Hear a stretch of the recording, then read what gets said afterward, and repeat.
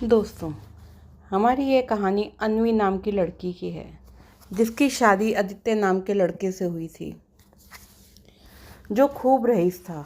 उसके माता पिता खानदानी पैसे वाले थे। अन्वी जब ससुराल आई तो जैसे जैसे दिन बीतते गए, उस हवेली नुमा कोठी की कुछ अजीब सी बातें अन्वी को बहुत हैरान कर रही थी। जब किसी से पूछती तो सब यह बात टाल देते थे। क्या अन्वी इस रहस्य को सुलझा पाएगी? इस हवेली का राज खोल पाएगी? आइए जानते हैं हमारी इस कहानी परछाइयों के बीच का प्यार में। दोस्तों, एकता सुविचार में आपका स्वागत है। अगर आपको अन्वी की कहानी पसंद आए तो वीडियो को लाइक और चैनल को सब्सक्राइब जरूर करें, और कमेंट सेशन में राधे राधे तो बनता ही है, ज़रूर लिखिएगा। चलिए शुरू करते हैं परछाइयों के बीच का प्यार। अन्वी की शादी एक बड़े ही धूमधाम से रायगढ़ के एक प्रतिष्ठित परिवार में हुई थी। उसके पति आदित्य पेशे से एक आर्किटेक्ट थे, शांत और समझदार। ससुराल में आदित्य के माता पिता यानी वकील शेखर राय और उनकी पत्नी गायत्री देवी रहते थे। शेखर जी के व्यक्तित्व में गंभीरता और अनुशासन झलकता था, जबकि गायत्री देवी बेहद धर्मपरायण और संस्कारी थी। अन्वी को ससुराल आकर 3 महीने हुए थे, मगर सब कुछ सामान्य नहीं था। हवेली जैसी बड़ी कोठी में अजीब सी खामोशी पसरी हुई रहती थी। रात को अक्सर उसे लगता जैसे कोई उसके कमरे के बाहर खड़ा है। आदित्य हमेशा उसे हंसकर टाल देता, तुम्हें नई जगह सोने की आदत नहीं है, इसलिए तुम्हें ऐसा लग रहा है। एक रात अन्वी की नींद में लगा कि कोई धीमी आवाज़ में बोल रहा है, सच मत जानो, नहीं तो सब उजड़ जाएगा। जब वो बाहर निकली तो हॉल में एक पुराना सा फोटो फ्रेम सहित नीचे गिरा था। उसमें एक युवा लड़की की तस्वीर थी, पर किसी ने उसका चेहरा काट रखा था। सुबह अन्वी ने गायत्री देवी से उस तस्वीर के बारे में पूछा तो उन्होंने तुरंत बात बदल दी। वो पुराने ज़माने की बात है, ऐसे सवाल मत किया करो, तुम अपना मतलब से मतलब रखा करो, तुम अपना काम किया करो। शेखर जी ने भी उस दिन अन्वी को पहली बार घूर कर देखा। उनकी आंखों में चेतावनी थी, कुछ बातें जितना ना जानो उतना ही बेहतर है, अपने काम से काम रखो। इस बीच सबके बीच आदित्य और अन्वी का रिश्ता धीरे धीरे गहराता जा रहा था। आदित्य उसके लिए खाना बनाता, रात में उसकी पसंदीदा कहानियाँ पढ़ता, और जब भी अन्वी परेशान होती उसके माथे पर हाथ रखकर सुकून देता घुमाने निकल जाता। एक दिन आदित्य और अन्वी घर के पुराने स्टोर रूम की सफाई कर रहे थे। वहाँ एक लकड़ी की पुरानी अलमारी में एक डायरी मिली, सिया नाम की एक लड़की की। डायरी पढ़कर अन्वी को पता चला कि सिया इस घर की बड़ी बहू थी, आदित्य की बड़ी भाभी, जो 5 साल पहले अचानक गायब हो गई थी, लेकिन पुलिस रिपोर्ट कभी दर्ज नहीं हुई। डायरी में आखिरी पन्ना लिखा था, अगर मैं कल तक ना मिलूं तो समझना मुझे इस घर की सच्चाई का पता चल गया है। कोई है जो नहीं चाहता कि मैं जिंदा रहूं। अन्वी के दिमाग में शक की सुई बढ़ती जा रही थी। अन्वी को यकीन था कि सिया के गायब होने के पीछे कुछ न कुछ राज जरूर है। उसने आदित्य से भी इस बारे में बात की, लेकिन आदित्य चुप हो गया। तुम इस बारे में कुछ नहीं समझोगी अन्वी, ये मामला सिर्फ इतना आसान नहीं है, तुम अपने काम से काम रखो। वही बात उसको सुनने को मिली। उस रात गायत्री देवी ने अन्वी के कमरे में आकर कहा, सिया भी तुम्हारी तरह बहुत सवाल किया करती थी, लेकिन इस घर की औरतों को कुछ बातें नहीं पूछनी चाहिए। उनकी आंखों में डर और चेतावनी दोनों थी। उसी रात हवेली के पिछवाड़े बने कुएं में एक औरत की चुन्नी प्राप्त हुई, जो डायरी में लिखे सिया के कपड़ों से मेल खाती थी। अगली सुबह अन्वी ने जब डायरी और चुन्नी दोनों लेकर शेखर जी के सामने अपनी बात रखी तो उन्होंने ठंडी आवाज़ में कहा, अब जब जान ही लिया है तो पूरी बात सुन लो। उनकी आंखों में गुस्सा था। शेखर जी ने बताया, सिया एक जासूस थी, जो गायत्री देवी के नाम से जुड़े एक पुराने मुकदमे की तहकीकात कर रही थी। वह किसी माफिया गिरोह से जुड़ी थी और कुछ लोगों को ब्लैकमेल भी कर रही थी। उसे पैसों का बहुत लालच था। उसने हवेली में घुसकर आदित्य के बड़े भाई करण से शादी की, ताकि वह पूरे परिवार की पोल खोल सके। लेकिन एक रात वह अचानक ही अपने आप लापता हो गई। हमने उसे नहीं मारा, शेखर जी ने कहा, लेकिन हम जानते हैं कि अगर पुलिस आई तो पूरा परिवार बदनाम हो जाएगा, इसलिए रिपोर्ट भी नहीं लिखवाई गई और सब कुछ दबा दिया गया। अन्वी ने पूछा, तो उनकी लाश कहाँ है? नहीं पता, आदित्य की आवाज़ आई दरवाजे से, जो वहाँ खड़ा सब कुछ सुन रहा था। आदित्य ने धीरे धीरे बताया कि सिया उससे भी प्यार करने लगी थी। करण की मौत एक सड़क हादसे में हो चुकी थी और सिया ने आदित्य से शादी की जिद की थी, मगर परिवार वाले उस राजी नहीं थे और उन्होंने रोका था। तभी वो गायब हो गई थी, जिसे हम नहीं जानते कि वो कहाँ गई। अन्वी सन्न हो गई। क्या आदित्य सच कह रहा था? क्या वो सिया से प्यार करता था? गायत्री देवी ने कहा, हमने किसी को नहीं मारा, लेकिन छुपाया बहुत है, जो इस घर के लिए भला था। उस रात अन्वी ने फिर से उसी आवाज़ को सुना, कुएं के नीचे सच का दफन है। सुबह होते ही वह पुलिस को लेकर कुएं के पास गई। खुदाई में वहाँ एक बक्सा मिला, जिसमें सिया की साड़ी, गहने और एक मोबाइल फ़ोन था। फ़ोन की बैटरी ख़त्म हो चुकी थी, लेकिन जब उसे चार्ज किया गया तो उसमें आखिरी रिकॉर्डिंग मिली, जिसमें सिया चिल्ला रही थी, आदित्य मुझे जाने दो, मैं सबको बता दूंगी, तुम्हारी सारी पोल खोल दूंगी। अन्वी का दिल बैठ गया। आदित्य ने उसे धोखा दिया। पुलिस ने आदित्य को गिरफ्तार कर लिया। अदालत में यह सामने आया कि सिया को ब्लैकमेलिंग की वजह से नहीं, बल्कि आदित्य के जुनूनी प्रेम ने मारा है। जब सिया ने उसे छोड़ने की बात कही तो आदित्य ने गुस्से में आकर उसे धक्का दे दिया और वो कुएं में गिर गई। गायत्री देवी और शेखर जी ने अदालत में कहा कि उन्होंने सच्चाई छिपाई थी ताकि बेटे को बचाया जा सके। 3 महीने बाद हवेली को सरकार ने सील कर दिया। अन्वी, जिसने सारी लड़ाई अकेली लड़ी, अब एक महिला अधिकार संगठन से जुड़ चुकी थी। उसने अपने दुख को शक्ति में बदल दिया था और उसी लॉन में अब बच्चे खेलते हैं, जहाँ एक औरत की कभी चीखें गूंजा करती थी। अन्वी अब एक जानी मानी महिला अधिकारी कार्यकर्ता बन चुकी थी। उसकी ज़िंदगी में अब कोई आदित्य नहीं था, ना ही रायगढ़ की वो हवेली थी। लेकिन अतीत से इतनी आसानी से पीछा नहीं छुड़ाया जा सकता। वह अब मुंबई में रहती थी और कई केसों में पुलिस की मदद भी करती थी।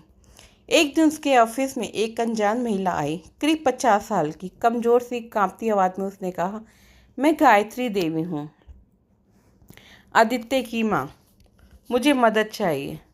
अन्वी चौंकी। वो महिला कोई और थी। उसने पूछा, गायत्री देवी तो जेल में है, आप कौन हैं?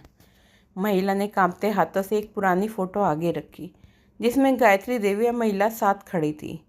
मैं उनकी जुड़वा बहन हूँ, कामिनी। मैं 30 साल से इस परिवार से अलग थी, लेकिन अब मुझे वापस आना पड़ा क्योंकि तुम्हारे ससुराल की कहानी अभी ख़त्म नहीं हुई है। कामिनी ने बताया, शेखर राय जेल से छूट चुके हैं और अब रायगढ़ में नई हवेली बनवा रहे हैं, लेकिन उस हवेली में काम करने वाले मजदूर अचानक लापता हो रहे हैं और हवेली के आसपास गांव में अजीब अजीब घटनाएं हो रही हैं। रात को चीखें आती हैं, खुद ब खुद जलती बत्तियां और कुएं से उठती रोशनी। मुझे लगता है सिया की आत्मा अभी भी वहीं है, कामिनी बोली। अन्वी को पहले तो यकीन नहीं हुआ, लेकिन जब मीडिया में मजदूरों की गुमशुदा की खबरें आईं तो उसका मन बदला। अन्वी ने फिर से रायगढ़ का रुख लिया, वहीं जगह जहां उसने अपने प्यार को खोया था और सच्चाई को पाया था। नई हवेली पुराने कुएं से कुछ ही दूरी पर बननी थी। हवेली पहुंचने पर उसे वहां एक परिचित चेहरा मिला, नीरज, जो पहले आदित्य का करीबी था, अब शेखर जी का केयर टेकर था। नीरज ने अन्वी को देखकर झट से दरवाज़ा खोला। मैडम जी, मुझे लगता है था आप एक दिन ज़रूर लौटेंगी। हवेली अंदर से बेहद आधुनिक थी, लेकिन दीवारों पर पुराने समय के कुछ चित्र लगे थे, जिसमें सिया की एक नई तस्वीर भी शामिल थी। ये तस्वीर कहाँ से आई? अन्वी ने पूछा। सर ने बनवाई है, नीरज ने कहा। कहते हैं कि वो अभी भी हमारे बीच में है। रात को अन्वी को सपने में सिया ही की आवाज़ सुनाई दी, अन्वी, मैं जिंदा थी, आदित्य ने मुझे नहीं मारा, सच्चाई अब भी छुपी है। सुबह उसने कामिनी से यह बात की तो उसने एक चौंकाने वाली बात बताई। जेल में एक औरत ने बताया था कि सिया को एक आदमी ने छुपा कर रखा था, जो आदित्य जैसा दिखता था लेकिन था नहीं। क्या मतलब? मतलब ये कि शायद आदित्य का कोई जुड़वा भाई था, जिसे किसी ने कभी नहीं देखा था। अन्वी के रोंगटे खड़े हो गए। कुछ दिन में हवेली में अजीब घटनाएं बढ़ने लगी। एक मजदूर की लाश कुएं के पास मिली। और उसके हाथ में ऐसे लिखा था, सिया और आदित्य। शेखर जी ने पुलिस को खबर नहीं की, उन्होंने सब कुछ दबा दिया। अन्वी को अब शक हुआ, क्या आदित्य अभी जिंदा है? उसने शहर के अस्पतालों, मानसिक संस्थानों और जेल रिकॉर्डों को खंगाला और फिर एक जगह उसे एक रिकॉर्ड मिला। आदित्य के नाम का एक मरीज पिछले साल एक प्राइवेट मानसिक अस्पताल में भर्ती हुआ था, लेकिन वह वहां पहुंची तो मरीज को 3 महीने पहले एक आदमी ले गया था रिश्तेदार बनकर। रात को हवेली के सीसीटीवी फुटेज में दिखा कि कोई व्यक्ति लॉन में घूम रहा था। हूबहू आदित्य जैसा दिखता था, लेकिन जब अन्वी ने स्टाफ से पूछा तो सब ने इनकार कर दिया। नीरज से दबाव डालकर पूछने पर वह टूट गया। मैडम, सिया जिंदा थी। उसे उस रात आदित्य ने नहीं, उसके भाई ने ही मारा था। आदित्य उसे बचाने आया था, लेकिन तब तक देर हो चुकी थी। तब से वो मानसिक संतुलन खो बैठा। तो असली अपराधी कौन है? अन्वी चीख पड़ी। शेखर साहब का दूसरा बेटा आर्यन। उसे बचाने के लिए उन्होंने सब छुपाया। आदित्य ने सारा दोष अपने ऊपर ले लिया। अब खेल पलट चुका था। अन्वी को सबूत चाहिए थे और सिया का कोई सुराग। तो फिर से कुएं के पास गई, जहां अब एक छोटा सा मंदिर बना दिया गया था। उसने मंदिर की नींव के नीचे खुदाई करवाई। वहां से एक डायरी मिली जिसमें सिया ने लिखा था, मैं आर्यन से डरती हूँ, वो मेरा पीछा करता है और वो कहता है कि अगर मैंने आदित्य से शादी की तो वह मुझे मार देगा। शेखर जी सब जानते हैं लेकिन चुप हैं। अन्वी ने डायरी और अस्पताल रिकॉर्ड को लेकर कोर्ट में याचिका डाली और केस को फिर से खोला गया। अदालत के दबाव में शेखर जी टूट गए। उन्होंने कबूल किया कि आर्यन उनका अवैध बेटा था, जिसे उन्होंने हमेशा छुपाया है। वह मानसिक रूप से अस्थिर था और सिया के प्यार में पागल हो गया था। जब सिया ने आदित्य से शादी की तो उसने उसे कुएं में धक्का दे दिया। आदित्य ने सिया को निकालने की बहुत कोशिश की, लेकिन तब तक बहुत देर हो चुकी थी। शेखर जी ने आर्यन को मानसिक अस्पताल में छुपा दिया और आदित्य को चुप रहने के लिए मजबूर किया। मैंने अपना बेटा खो दिया और एक बहू भी। शेखर जी की आंखों में आंसू बहे निकले। आर्यन को गिरफ्तार कर लिया गया। आदित्य को मानसिक अस्पताल से छुड़ाया गया। अब वह बिल्कुल चुप था, लेकिन अब तन्वी ने उसका हाथ पकड़ा तो वह धीरे से बोला, तुमने मेरा विश्वास वापस लौटा दिया है। सिया की आत्मा का अंतिम संस्कार उसी पुराने कुएं के पास किया गया। उसकी आत्मा की शांति के लिए गांव में यज्ञ भी हुआ और हवेली को अब एक आश्रय गृह में बदल दिया गया, पीड़ित महिलाओं के लिए। अब वहाँ पे जहाँ चीख के कूदती थी, हवेली की संचालिका बन गई अन्वी। अब वहाँ हंसी सुनाई देती है, बच्चों की, बुजुर्गों की। उसके पास था आदित्य, टूटा हुआ लेकिन सच्चा, और अनगिनत औरतें जो उसके जैसी थी, जिन्होंने डर को हराया था। रायगढ़ की वो पूरी हवेली अब सिया आश्रय गृह बन चुकी थी। अन्वी ने अपने हाथों से उस हवेली को फिर से बसाया था। अब वहाँ हर कमरे में नई जिंदगी बस रही थी। हर दीवार पर नई कहानियाँ लिखी जा रही थी। आदित्य अब भी पूरी तरह ठीक नहीं था, लेकिन उसके चेहरे पर एक शांति थी, वर्षों के बाद की। एक शाम अन्वी लॉन में बैठी थी, तभी आश्रय गृह की एक नई वॉलंटियर किरण उसके पास आई। मैडम, पीछे के पुराने कमरे में एक ट्रंक मिला है जो बहुत पुराना है, लोहे का है। उसमें कुछ फटे पुराने कागज और एक ऑडियो रिकॉर्डिंग भी मिली है। अन्वी चौंकी। ट्रंक कहाँ है? उसने तुरंत उसे मंगवाया। उस पुराने ट्रंक में धूल भरे दस्तावेज और एक टेप रिकॉर्ड था। जब उसने उसे चलाया तो एक धीमी और थकी हुई आवाज़ सुनाई दी, अगर ये रिकॉर्डिंग किसी को मिले तो समझना हवेली का आखिरी राज अब उजागर होना चाहिए। मेरा नाम दुर्गा है, इस हवेली की पहली नौकरानी, और मैं जानती हूँ कि सिया के साथ सिर्फ एक नहीं 2 हत्याएं हुई थी। अन्वी का दिल बैठ गया।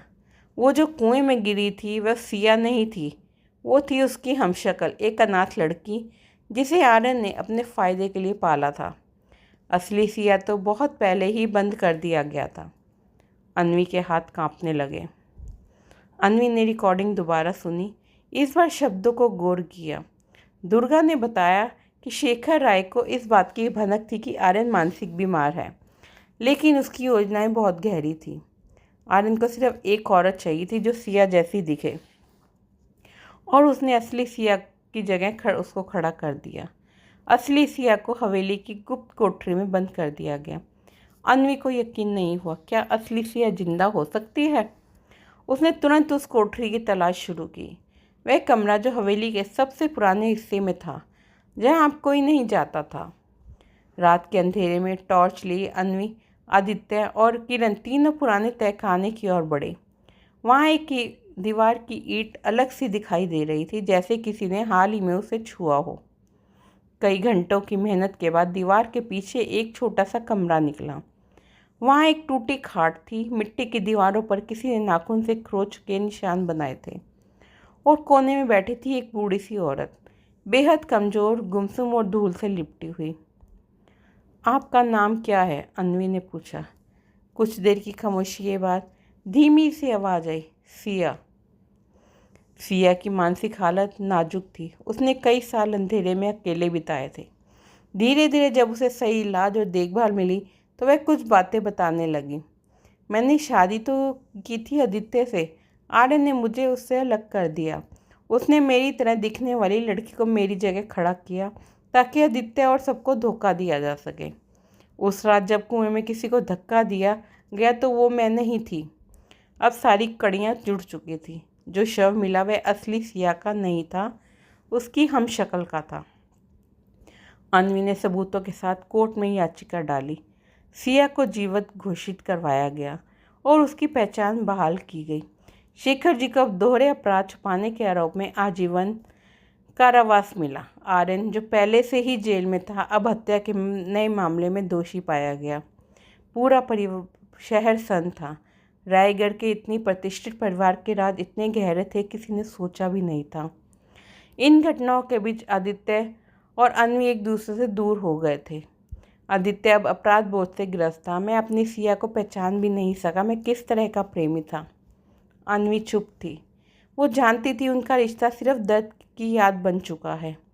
एक दिन अन्वी ने आदित्य से कहा, हमें अब माफ़ कर देना चाहिए खुद को। तुमने जो किया वो जानबूझकर नहीं था, लेकिन हम एक दूसरे के लिए अब वही लोग नहीं हैं जो कभी थे। आदित्य ने धीरे से सर हिलाया और दोनों ने एक दूसरे को हाथ थाम कर विदा दी। सिया अब आश्रय गृह में एक अध्यापिका बन गई थी। उसका जीवन फिर से शुरू हुआ, किताबों और बच्चों की उम्मीदों के बीच में। कभी कभी वो मंदिर के पास बैठती और चुपचाप अन्वी को देखती रहती, जिसने उसे ज़िंदगी दी थी, ज़िंदगी वापस लौटाई थी। अन्वी ने अपना सारा ध्यान महिलाओं की सुरक्षा और अधिकारों पर केंद्रित कर दिया था। उसकी कहानी अब प्रेरणा बन गई थी। सिया आश्रय गृह अब एक राष्ट्रीय संस्था बन चुकी थी, जिसकी शाखाएं पूरे राज्य में फैल चुकी थी। अन्वी को नारी रक्षक सम्मान मिला और एक डॉक्यूमेंट्री बनी, परछाइयों के बीच का प्यार।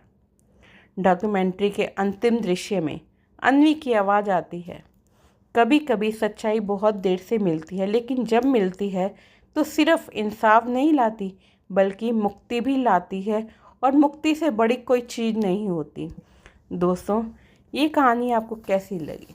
अगर पसंद आए तो वीडियो को लाइक और चैनल को सब्सक्राइब जरूर कीजिएगा, और कमेंट सेशन में राधे राधे तो बनता ही है।